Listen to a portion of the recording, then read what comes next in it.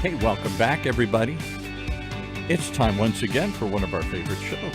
Maybe our favorite show. This week with Wendy. The one show, the only show that shows you the real SoCal estate of mind. With our host, Wendy Ross, who after decades of working at real estate brokerages in Silicon Valley in Orange County, decided it was time to create something really different, a real estate business model unlike any other, with a renewed commitment to bespoke client advocacy at all price levels, something you just don't see in high-priced markets like Southern California. Through it all, she's built a company of data-driven decision makers, investment advisors who are truth seekers and truth tellers. Today, she's going to tell us some of the truths of this market here. I can't wait to hear. Welcome, Wendy Ross. Hey, it's good to be back, Paul. I know you were out. I'm sorry you were taking care of some family that was ill. That's never fun at this time of year. The older we get, the more this is going to happen, though, right? It really is. And I don't know why the holidays, it seems to happen a lot during the holidays. Actually, put a pin in that because that is the topic for another radio show we're going to do. Okay. So, thank you. Well played, but please go. hold. So it's great to be back after being gone for a week with personal things and then traveling and covering 2 industry shows. You talked about it last week for me, the IOI Summit. And there was also the 2022 Equity Crowdfunding Week in Los Angeles, which was amazing. I learned so much. But now, and thank you for allowing me to be there as media. That was pretty cool. But let's get back to business. Our pleasure. Here.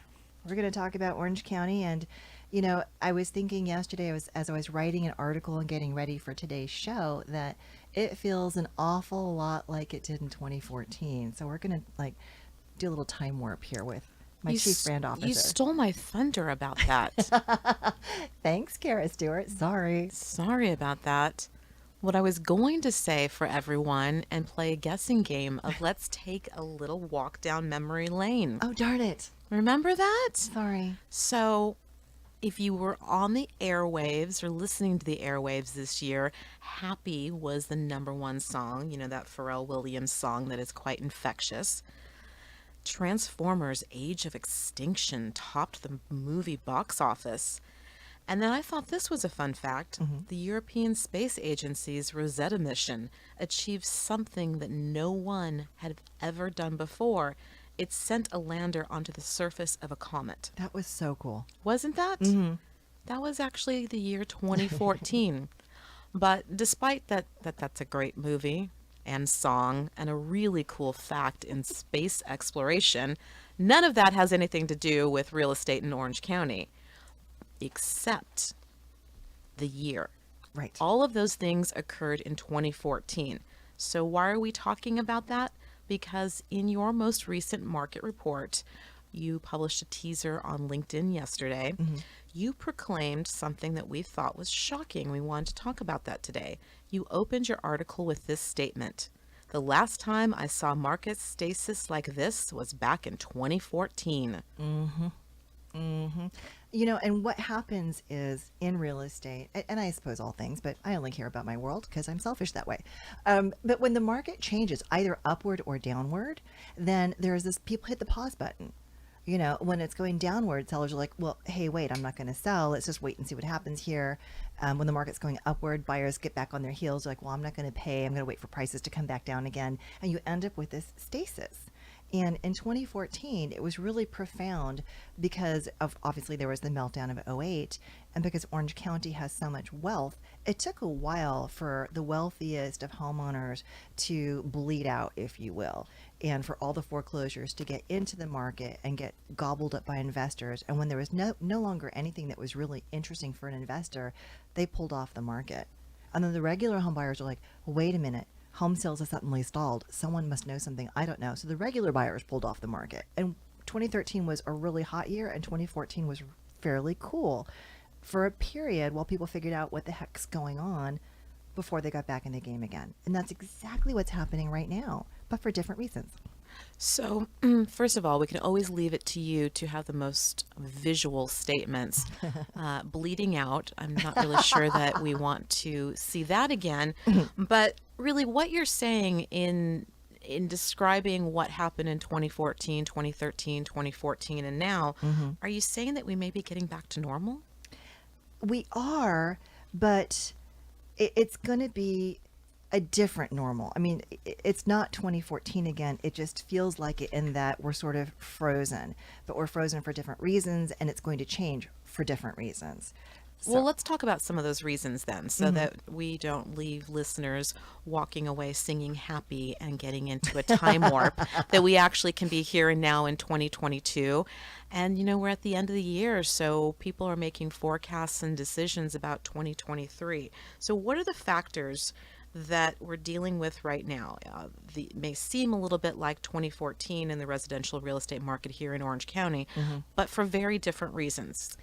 Yeah, and the reason that I think we had this sudden skid to a halt in the market was because, the feds, they said we are going to hit the market with a lot of aggressive rate hikes, and they have kept their promise. And this is the first time that I've gone back as for decades trying to find charts of interest rate hikes that are similar to this, and they're not. This is a historic new phenomenon where the feds hit us with hike after hike after hike after hike after hike, and there's a few more promised into Q1. We've been pummeled. And the intention was to cool the market, and it worked.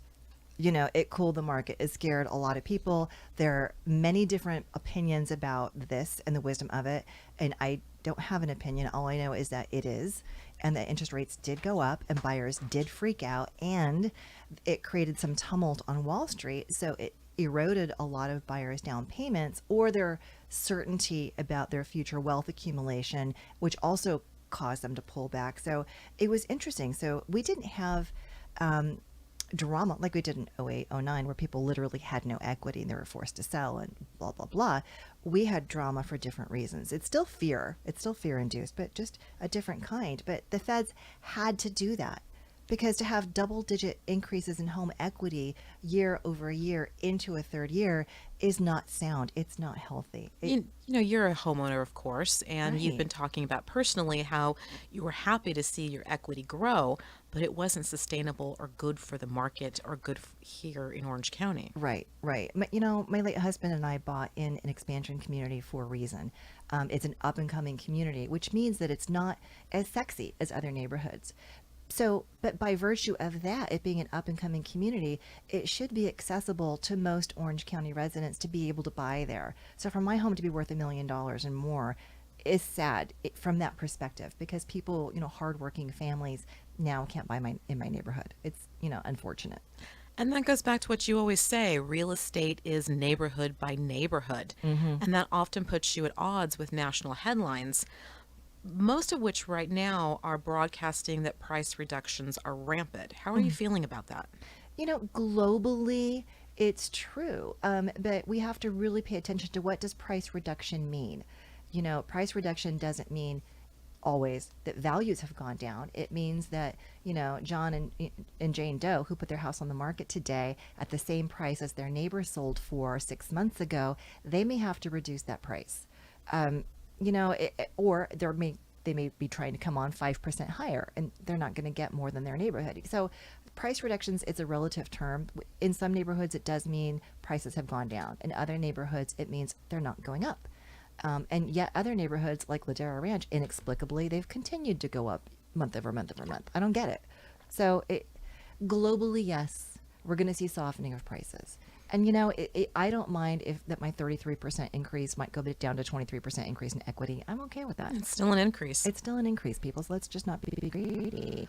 So you heard it here. The boom is over, people. But there's something else I know you want our listeners to hear first, right? The boom being over really is a good thing for them. And you talked about how that, traditionally there's 25 to 35% of all active listings will sell. Well, it's like, and I keep using this analogy for people who aren't real estate people or economists.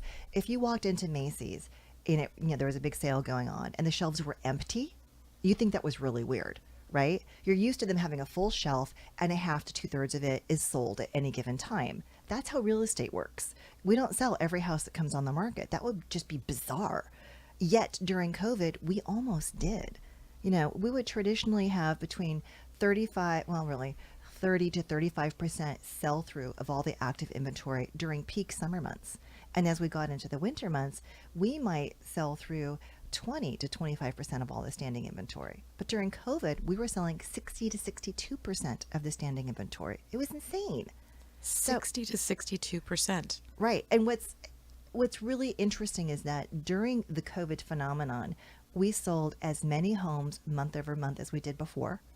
And in some cases, we sold more homes each month than we did before, yet we had 40 to 50% less homes available to buy. It was just bizarre. So in that respect, I'm delighted it's behind us. I'm delighted that we're starting to build more inventory. I'm delighted that it's taking a little bit longer to sell through it, because that means that real people can now get back in the game and start buying homes to live in. So tell us a little bit more. How is this really playing out right now, here and now in Orange County in this past month of November? Okay, so November really looked to me like a bit of a turning point. It looked like we were coming out of the crazy and stepping into normality. Of course, we're going to need another couple of months to see if this is just a blip or if it's a trend. I believe it's a trend. But what was interesting is that normally in Orange County in the month of November, we'd have between 7,000 and 8,000 homes for sale. And this November, we just had over 4,500. So you're going to hear headlines say that sales have plummeted, record low sales. And yeah, we did sell fewer homes in the month of November than I've ever seen. And I went back as far as my data could take me. But And you are the data queen, so you'd be able to find it. I am the data diva, according to Paul. So yeah, we did sell 30% fewer homes than we normally would in November, but we had 40% fewer available to buy. So the fact that we had 40% fewer available and we didn't sell 40% fewer, we only sold 30% fewer, makes it pretty clear that the market's stabilizing. So November sales were actually surprisingly healthy in that regard. Exactly. That's my point. That's my point. So another thing that's been unique to Orange County is that we've been home to many investors and flippers. I think Paul's even had on some other shows some kind of famous flippers. We won't name them right here. Plus vacation home buyers. Right. What's happening to them now?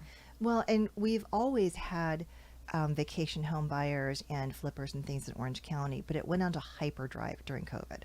We sold more $5 million plus homes along the coast during COVID than ever in our history. And I'm talking like 3, 4, and 5 times as many. So I see that cooling off, which is a return to normalcy. And also, I know that flippers aren't finding properties because they keep calling me, asking me what I have.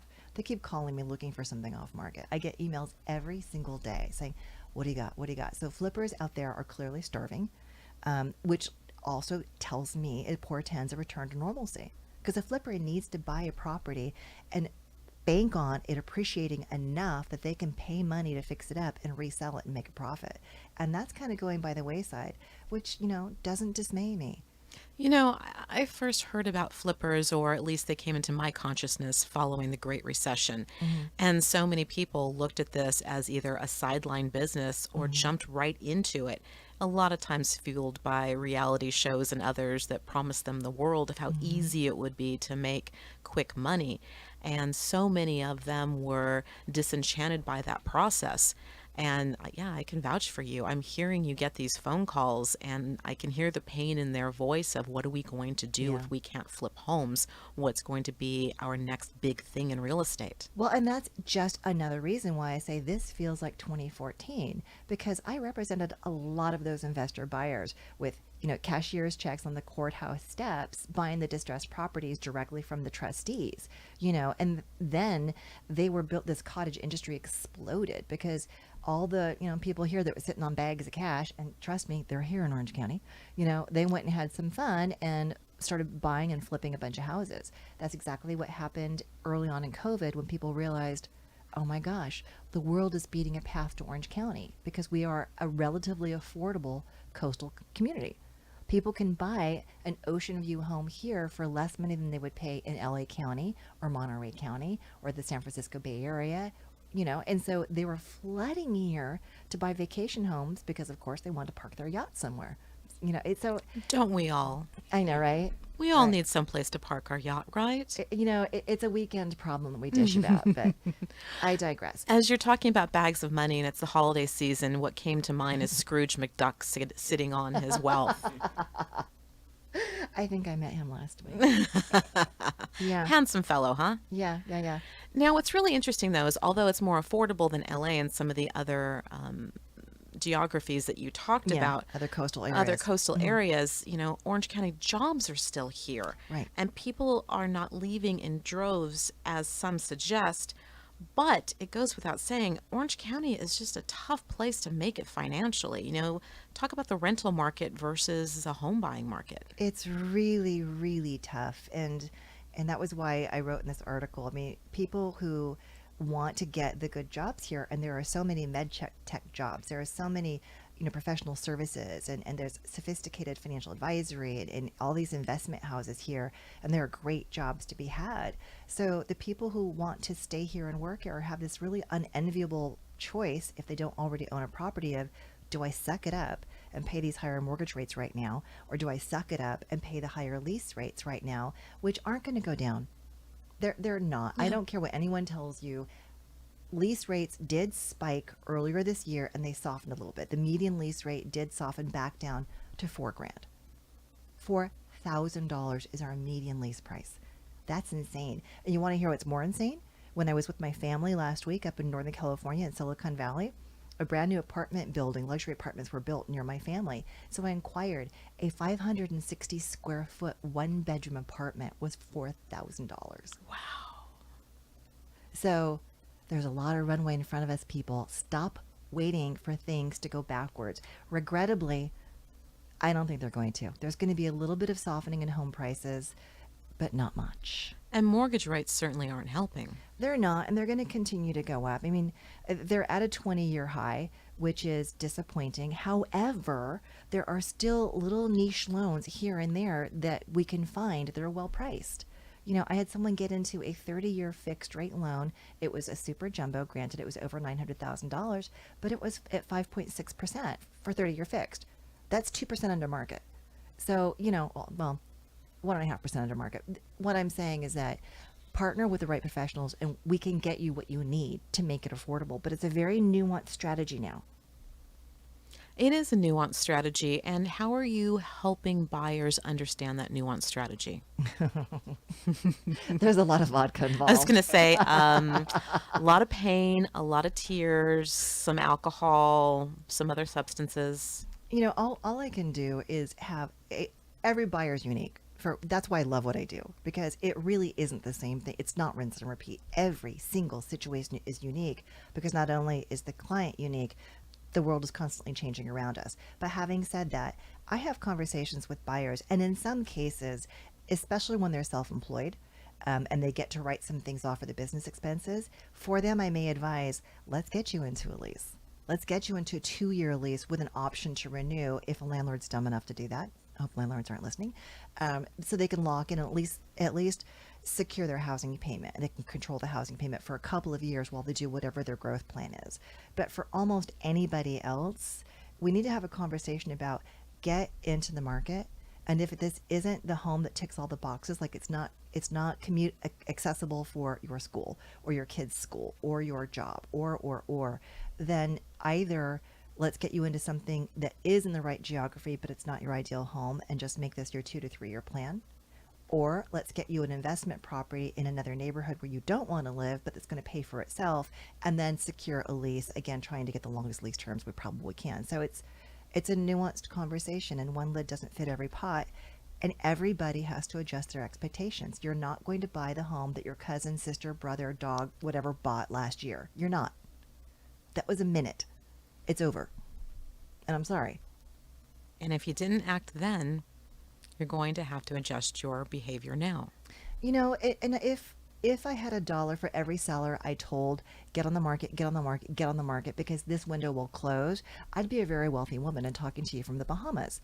But a lot of them were just thinking this gravy train was going to last forever. No. You touch upon two things there. You're a self-employed buyer, and you've been having a lot of clients recently who are self-employed. And then those who either missed that train or left the area and thought that they could come back. I'm wondering Yes. if you could give a little bit of advice, because here in Orange County, we do have many self-employed individuals. Yes, we do. And they're a little bit different animal when looking for a home, right? It's much trickier to finance. It really, really is. But you need to know where to look. One strategy that I'm employing with one of my clients who's self-employed, who at the moment wants to preserve capital because he's got life events that he needs to pay for, glorious life events, and we're super excited. But anyway, so for this purpose, we've got someone who is self-employed, has income coming from various sources, it's inconsistent income, blah, blah, blah, blah, blah, but great credit. And big fat bank statements. So we've got him a bank statement loan, and he's only putting 10% down to buy this particular property because we got a pretty good price on it. We negotiated. Anyway, he's buying this Hint, property. hint. Right. How did that happen? I know, because I'm a grinder. Someone's a good negotiator. I'm only nice on the radio. After this, it's a little bit of a pit bull. But anyway, so he's putting only 10% down, locking this home, locking it down, closing escrow. It's a 30-year fixed rate loan. And this lender is one of few that will recast the loan later. And what that means is he doesn't have to refinance it if he wants to reduce the principal balance. He can write them a check for $100,000 or $200,000 and say, here's a bunch of money, apply it to my principal, recalculate my payment, please. I want a lower payment. Recasting is something we haven't seen since the late 80s, early 90s. And it's wonderful that it's back here and there. But again, that's why you partner with people like me and my team. United American Mortgage, I cannot sing their praises loudly enough because they know where to look for all these nuanced little products, because you need special products for each individual. We need to get Dennis back on the show. He's But, a god. But that really is, as Paul and I were talking about last week in your absence, and we went over some of the interviews from the IOI Summit, is that most brokers and realtors today simply have not been in the market in their profession long enough to have that historical knowledge. Fair. So you're talking about something called recasting that hasn't been done since the late 80s. Unless you are really someone who is astute and willing to dive in, you're not going to know about it, because certainly your brokers aren't going to be talking about it. Or then two, it really is that evolution, right, of realtors and brokers being simply transactional Right. into evolving into this trusted advisor position, much like the most sacred relationships with financial planners or family attorneys or others like that. Right. We really have to be advocates. We just should always have been advocates. The fact that many of my, cohorts aren't, I think they're figuring it out. I hope they're figuring it out. And another conversation that I just had the other day leaps to mind. Again, clients of mine that moved out of state and realized they hate it and they want to Yeah, come I was back. going to ask you about that. Yeah, well, so, I'm over 55. A lot of my clients are over 55. And I was able to have a conversation that didn't have stigma attached to it. And I was like, guys, the stock market is wonky. Let's just own the fact that we're going to live longer than we intended. Most of us are going to outlive our money. So will you please, for the love of God, take a look at a reverse mortgage for this purchase when you come back? You don't have to have a mortgage payment. You don't. And your kids don't care if they're not going to get $900,000 out of the millions that you're going to leave them in your estate. They're going to want you to be happy. So if you can buy the house down here, put down, 30 or 40% or whatever they were going to do anyway, but then have a mortgage payment that's effectively silent, then all they have to do is pay their taxes and their insurance and their association dues, and they have a little bit of extra cash flow, a couple grand every month, that they can use to reinvest to make more money for their inevitable longer lifespan. We're living longer. And that's the name of the game. I mean, you and I have both gone through family situations in which family members could have potentially outlived their money, Right. or are looking at trying to implore them to use the money they do have on things instead of trying, for their own health or their Yes. wellness, instead Yes. of retaining it for their kids. Enhance your quality of life, people. I promise you, 99.9% of you who are over the age of 65, who have adult children, your kids want you to be happy. I mean, really take care of yourself. Do what makes you happy. Don't wait for tomorrow and leaving it for the kids, because tomorrow may never come. And I mean, just on my soapbox for 1 minute here, get a trust. Dang it. Every single human being who has more than $20 in the bank, all right, maybe 20,000, or a house, you got to have a trust. You like my family member, he passed away. He left a will. He had an advanced health care directive. He had everything but a trust. His family's going to go through probate. It's going to take a couple of years. I'm so sorry you're going through Because that, but maybe people listening to this, could at least get into action and use that as a warning. Will you please just go get a trust? I mean, I don't think you understand. People think, oh, I have a will. No. Your family is going to grieve you and be in court for the next couple of years. No one wants that. All right. No one wants On that. that happy note, Paul. On that happy note, yeah. But you know what? Just one more thing about trying to assuage anyone's fear or guilt about what am I going to leave my kids. If you look at national statistics, one of the trends that is happening that's differentiating current generations from previous is that millennials and Gen Z don't want their parents or grandparents' stuff. Right. You know, it used to be even that you would pass down the family china or heirlooms from the old country. In droves, people are rejecting that. And so it really is a different kind of life lesson and generational opportunity to have these discussions and allow people who are living longer to live better longer. Absolutely. Absolutely. All right, Paul.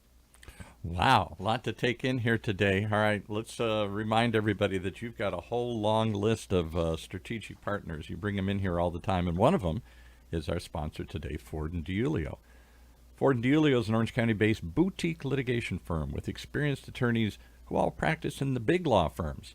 So they bring that experience to a more personalized experience for you. The partners who founded Ford & DiIulio did so on the concept of aligned interests, where their success is tied to your success, and not just how long they drag the litigation out for years, like you're talking about in probate or whatever, where they're rewarded for being effective and efficient, and where they engage in the relentless pursuit of their clients' goals, whether it is in litigation or maybe mediation or trial or maybe just planning to do something better. All of that's something we all should look for in our attorneys. And if you're looking for that in your life, go check out FordDiulio.com. FordDiulio, FordDiulio.com. Wow, a lot to digest there, guys.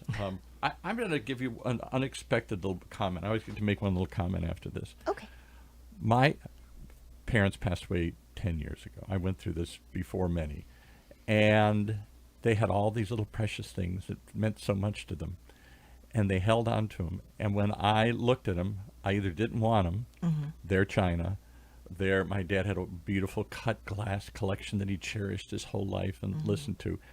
And I thought reluctantly, I'll go down and take a look at what it's worth. I went to some, this is out in the desert. I went and looked at it in Palm Springs. And a guy laughed. I went into one of these big houses where they sell this kind of stuff. And he laughed. He said, "Come with me." Oh, no. And he walked me back into a warehouse. And there was miles of this stuff as far as you could, the special glass, the special china, all the antique things that everybody in their generation did collect and pass down from generation.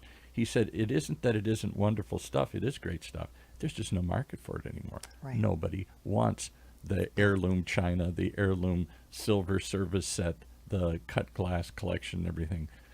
And I thought, wow, how sad we have changed. So a lot of this stuff we're holding on to in the hope that you're going to pass it down as some legacy thing, and the kids don't want it. And if they don't want it, they can't give it away.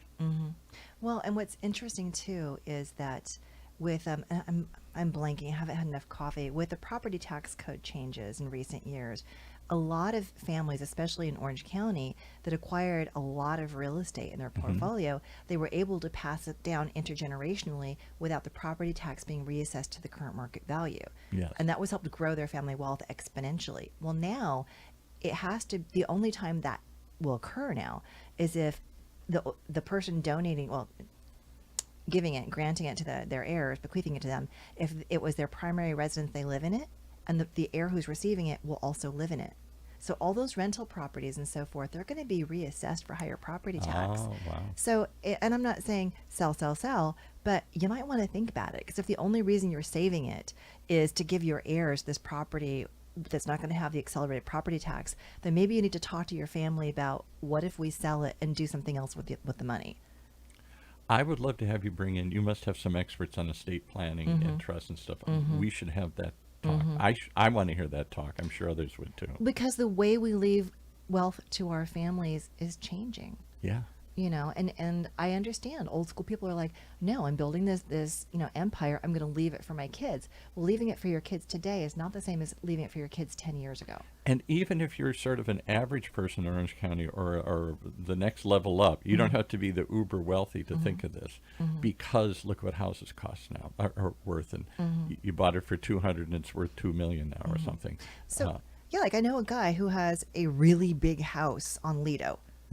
And he lives there alone, and he's considerably aged, and he's probably hanging on to it to leave it for his kids. Well, his adult kids are old and established in another part of the country. Yeah. They're not going to live in that house. Right. So you're not doing them any favors anymore. Sell the house, get yourself into a property where you're safer and you can manage it by yourself, and you're near to the care that you need, and live for yourself. And we're not thinking that way, and I think perhaps we need to more. And it is a burden to unload these things afterwards. You've got to clean them out. There's 100 years of stuff stuffed in there. They need to be upgraded, as you've talked about before. Yes, New yes. buyers don't want to come in and do all the improvements and rip out the 70s kitchens. They are and all that intolerant of buying grandma's house, so Right. And no one who is grieving the loss of you wants to be eyeball deep in your stuff and just opening the wound over and over again. Yeah. I mean, it's just I not was there. It's I not did that. kind. I'm still going through my late husband's storage unit 4 years after his death because it's painful. Yeah. Trust me, I know what I'm talking about. It's very, very painful. So, and I don't mean to be doom and gloom. I really want families to they're going to get together this holiday season. Please have some conversations about what makes you happy and what you want, your next 10, 20, whatever years to look like, and how you can help each other get there. And if it's not sell the house, great. But if it is sell the house, great. Just be aware. It doesn't have to be this doom and gloom conversation. You're really giving people liberation.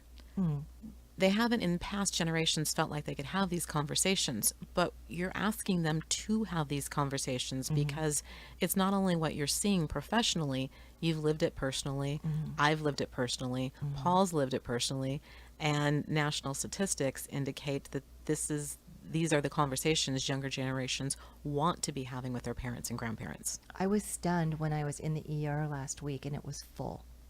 And Wow. all but 2 beds were geriatric. And I asked the nurses, why is this? And she said, this happens every holiday season, Thanksgiving and Christmas. Adult children come in to visit their parents and realize, oh my gosh, they need care urgently, like right now. And the emergency rooms fill up. And that's when families tend to get together and have these conversations about, are my parents really safe?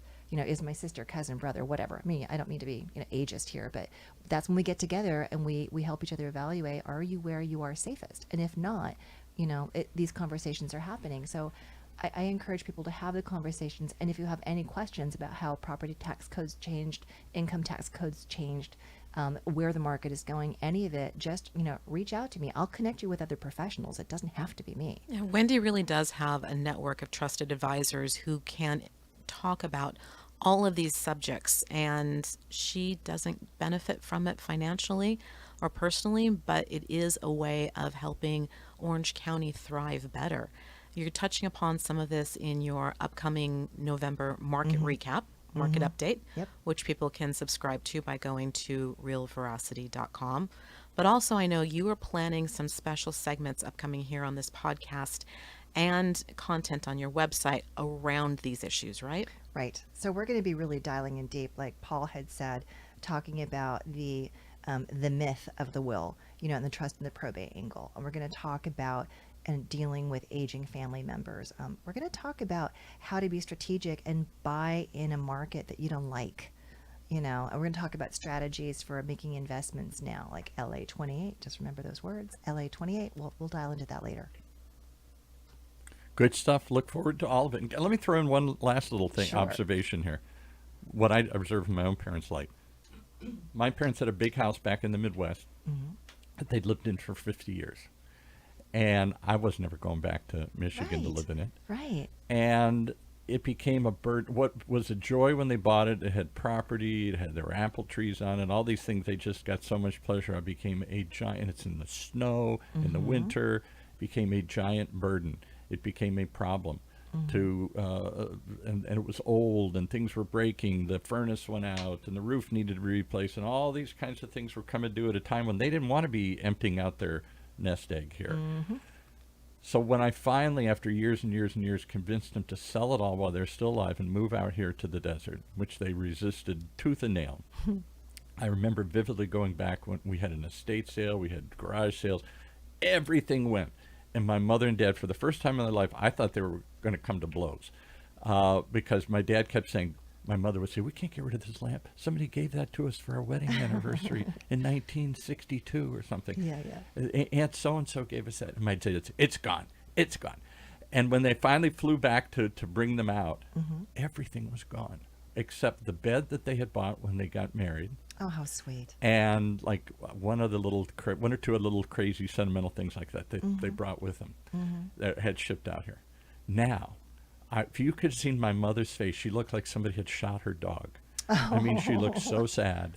Like, you've taken my whole life away. You've stripped away all these possessions I've been lumbering around. I can't let go of. They're stuffed in the attic. They're in the basement. They're all the house was stuffed with this stuff. Now, cut to, they move out. It was liberating. They got to buy stuff again like newlyweds. They got to buy new furniture and new things. And suddenly, all that stuff that they were holding on to, when you let it go and let go the burden of that big house and went to a much smaller house and it's warm, and it added probably 10 years to their life. I'm sure it did. And But it took me 10 years of fighting with them to get them to do I'm it. so glad that you did, because you got them closer to you. You got them into a climate that wasn't as extreme and difficult. I think that's wonderful. Yeah. And a lot of people, we'll have someone on to talk about this in greater length, but a lot of people don't want to sell their house because they're like, well, I have these 2 kids and I want to leave this to them. Well, there's so much tax implication and emotional implication to inheriting the real property.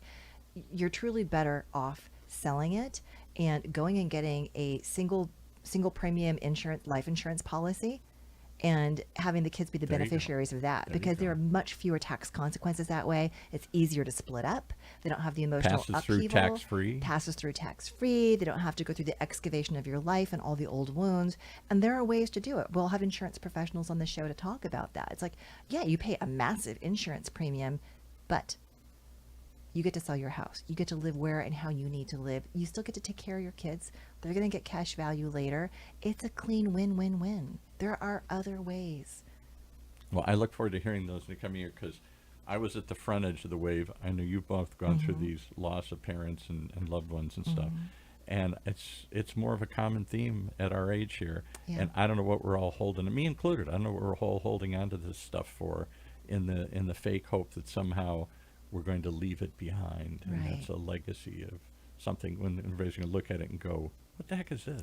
There's going to be another young, starry-eyed, newlywed couple, or, a single person, or same-sex couple, or whatever, that is going to be delighted to come live in the home that you've lived in for 20, 30, 40 Yeah, years. raise your family. I promise. Yeah.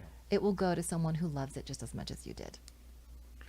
Good stuff. Look forward to hearing it. I think we got some positive. We'll leave that on that note here. Okay. There's an upside to this. If you can go through, if you can let go, there is some beauty of letting go that I didn't anticipate.